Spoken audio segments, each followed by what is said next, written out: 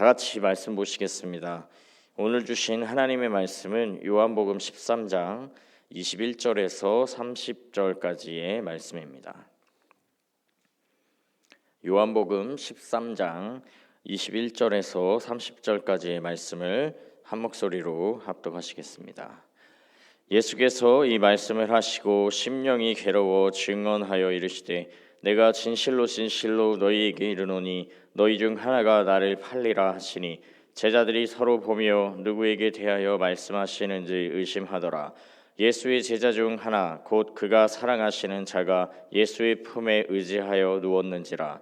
시몬 베드로가 머리짓을 하여 말하되 말씀하신 자가 누구인지 말하라 하니 그가 예수의 가슴에 그대로 의지하여 말하되 주여 누구니이까? 예수께서 대답하시되 내가 떡 한 조각을 적셔다 주는 자가 그니라 하시고 곧 한 조각을 적셔서 가룟 시몬의 아들 유다에게 주시니 조각을 받은 후 사탄이 그 속에 들어간지라. 이에 예수께서 유다에게 이르시되 내가 하는 일을 속히 하라 하시니 이 말씀을 무슨 뜻으로 하셨는지 그 앉은 자 중에 아는 자가 없고 어떤 이들은 유다가 돈괴를 맡았으므로 명절에 우리가 쓸 물건을 사라 하시는지 혹은 가난한 자들에게 무엇을 주라 하시는 줄로 생각하더라. 유다가 그 조각을 받고 곧 나가니 밤이러라. 아멘. 예수님의 공생의 활동 당시에는 예수님의 인기가 대단했는데요. 가는 곳마다 하나님 나라의 말씀을 권위를 가지고 선포하시며 또 병자들을 고치시고 귀신을 내쫓으시며 큰 기적을 행하고 다니시니 이 사람들은 대단한 선생님 혹은 선지자라 생각하며 예수님을 따라다녔습니다. 그렇게 예수님을 따르던 대중은 두 부류로 나누어졌는데요. 하나는 무리였습니다. 그들은 예수님의 놀라운 행하심을 보며 예수님을 따라다녔지만 그 이유와 목적이 자신의 유익과 이익이 되는 것을 좀 얻어볼까 하는 마음에 그 마음이 더 큰 상태로 예수님을 따라다니던 사람들이었습니다. 이들은 예수님과 함께 일거수일투족을 지속적으로 함께하기보다는 단발적이고 비정기적으로 예수님을 따르는 사람들이었는데요. 자신의 이익을 따라 모였다 흩어졌다를 반복하는 사람들이었습니다. 또 다른 부류는 바로 제자들이었는데요. 예수님의 제자들은 자신의 중요한 생업과 일상을 다 포기하고 예수님을 온전히 따르는 사람들이었습니다. 잘 알고 계시는 12제자 외에도 예수님의 제자들은 많이 있었는데요.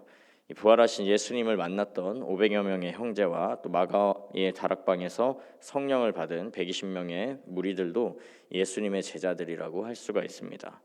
그러나 예수님의 12제자는 다른 제자들보다 더 특별한 사람들이었습니다. 성경에 이들 12명 모두의 스토리가 나오는 것은 아니지만 예수님께서 친히 이들을 부르시고 12명의 제자로 선택하신 제자들이기 때문입니다.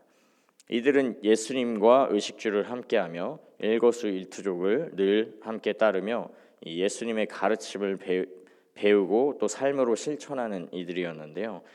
물론 제자들이라고 해서 무리들과 같이 자신의 유익과 이익을 바라지 않았던 것은 아니었습니다.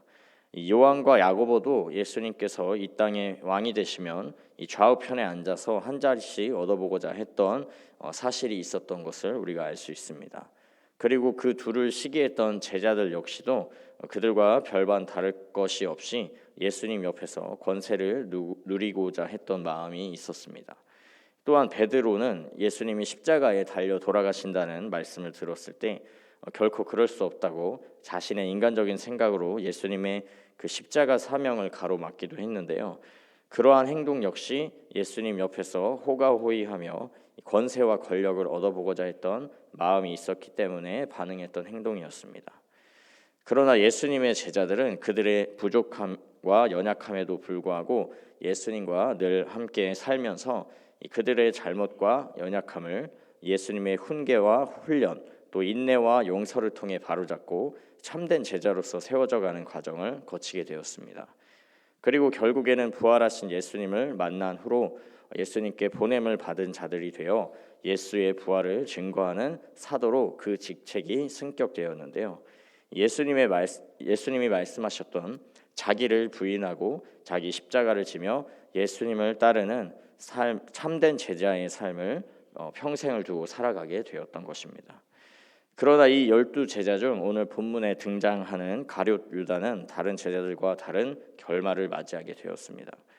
대체 어떤 차이가 가룟 유다에게 다른 결말을 가져다 주었는지 함께 살펴보시면서 예수님이 원하시는 참된 제자의 삶을 살아가는데 큰 도움을 얻어가는 시간이 되시기를 바랍니다. 먼저 가룟 유다가 예수님을 배신하는 치명적인 잘못을 저질렀지만 그의 직책 역시 제자였다는 것을 기억해야 하는데요. 예수님을 따르던 수많은 사람들 무리와는 구분이 되는 예수님의 제자였다는 것입니다. 그가 예수님의 제자였다는 말은 그도 예수님이 친히 부르신 한 사람이었고 그 부르심 앞에 자신의 것을 내려놓고 다 버리고 포기한 채로 인생을 걸고 예수님을 따랐던 이 대단한 결단의 사람이었다는 겁니다. 예수님께서 제자들을 짝지어서 전도 여행을 보내셨을 때 가룟 유다도 예수님의 명령을 따라서 그 전도 여행을 다니며 병도 고치고 귀신도 내쫓는 놀라운 일들을 행하기도 했는데요. 여기 계신 분들 중에 예수님의 이름으로 병을 고치고 귀신을 쫓아내본 경험이 있으신 분들이 계실까요? 네, 아마도 거의 없으실 텐데요. 그만큼 가룟 유다의 믿음과 영성이 어떤 그리스도인들보다도 수준 높고 뛰어난 제자 중 하나였다는 것을 우리가 알 수 있습니다. 그리고 가룟 유다는 돈을 맡은 회계 역할을 담당한 제자였습니다. 이 어떤 모임과 단체에서 돈을 맡길 수 있다는 것은 그만큼 돈 맡길 사람을 신뢰할 수 있거나 돈을 관리할 수 있는 꼼꼼함과 유능한 계산 능력이 있기 때문에 돈을 맡길 수가 있는데요. 그만큼 가룟 유다는 예수님 및 다른 제자들에게 신뢰를 받았고 계산이 빠른 유능한 인물이었기 때문에 회계의 자리를 맡을 수 있었던 것입니다. 이런 점들을 살펴보았을 때 가룟 유다는 사실 어떤 제자보다도 유능하고 뛰어난 제자였을 가능성이 크다는 것입니다. 그러나 가룟 유다의 문제점은 아마도 그의 탁월함과 유능함이었던 것 같습니다. 처음에는 예수님을 따라 제자가 되었을 때 자신의 것을 포기하고 자신을 부인하며 예수님을 따랐을 것입니다. 그러나 예수님과 함께 다니면서 자신이 기대했던 모습에 예수님과 부딪히는 지점들이 있었던 것 같습니다. 앞서 말씀드린 요한과 야고보, 베드로의 기대들과 같이 말입니다. 이 다른 제자들은 예수님의 생각과 자신의 생각이 달랐을 때 예수님이 하시는 말씀과 책망에 아마도 자신들을 돌아보고 돌이킬 줄 아는 자들이었던 것 같습니다. 조금은 느리고 더디더라도 자신들의 잘못과 부족함을 돌이키고 예수님의 생각에 자신의 생각을 꺾었던 것인데요. 그러나 가룟 유다는 예수님의 생각과 자신의 생각이 부딪힐 때마다 예수님의 가르침과 자신의 결단을 점점 잃어버렸던 것 같습니다. 그리고 그가 자신의 삶을 포기하면서 따랐던 예수님을 배신하는 잘못을 저지르는 그 선택을 하게 된 결정적인 사건은 아마 오늘 본문 앞에 등장했던 이 마리아가 귀한 향유를 깨뜨려서 예수님의 발에 부었던 그 사건이 아니었을까 생각을 해봅니다. 마리아의 그 행동이 예수님을 향한 헌신과 사랑, 장례를 준비하는 것이라고 말씀하신 예수님의 생각을 수용하기보다는 300데나리온에 팔아서 가난한 자들을 돕는다는 그 자신의 생각, 실제로는 부당한 회계 처리로 공금을 사적으로 유용하려는 그 더러운 자기의 욕심을 주장했던 것을 분명하게 드러내기 때문입니다. 예수님께서는 그때에도 또 그 이전에도 그리고 오는 본문에서도 이미 제자 중에 한 사람 유다가 마귀 사탄이고 자신을 배신하여 팔아버릴 것을 이미 알고 계셨습니다. 그러나 오늘 말씀 21절과 같이 예수님은 가룟 유다를 미워하고 가증히 여기시기보다는 심령이 괴로워하시면서 말씀하셨는데요. 유다가 예수님을 대적들에게 팔아버리는 배신자였지만 그도 또한 예수님이 직접 부르시고 세우신 12명의 제자였고 돈을 맡길 정도로 신뢰하고 인정했던 제자 중 한 사람이었기 때문입니다.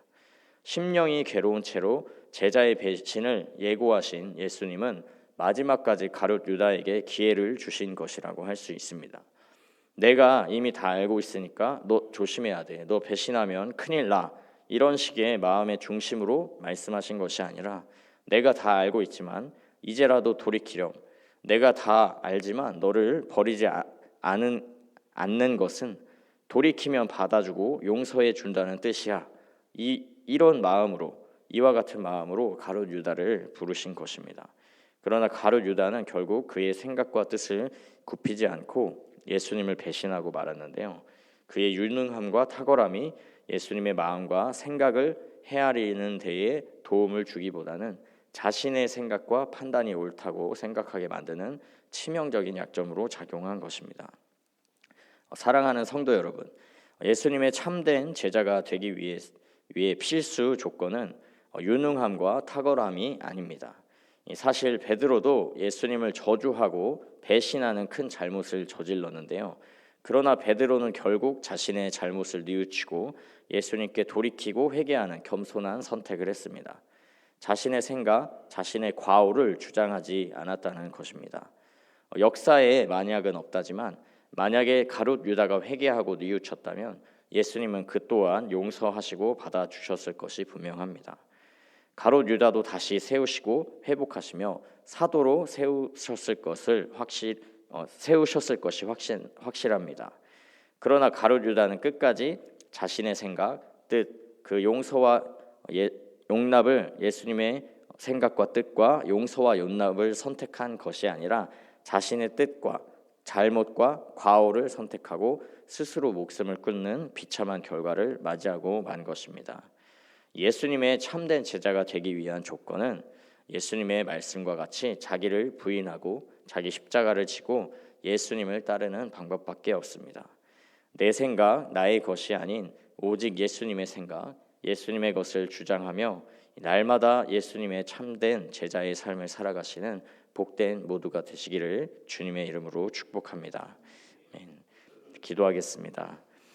하나님 아버지, 오늘 말씀을 기억하며 참된 제자의 삶으로 우리의 삶이 드려지기를 소망합니다. 가룟 유다와 같이 내 생각, 내 판단 또는 내 잘못, 내 부족함을 주장하고 고집하여 주님께로부터 끊어지는 인생 되지 않도록 은혜를 베풀어 주옵소서.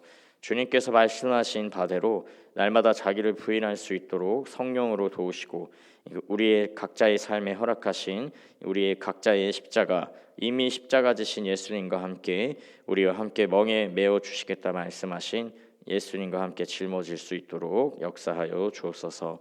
이 세상 다른 어떤 것이 아닌 오직 예수님만 따라가는 인생, 예수님만 전하고 증거하는 제자된 삶을 살며 주님과 날마다 동행하는 가장 귀하고 복된 삶을 살도록 은혜를 베풀어 주옵소서.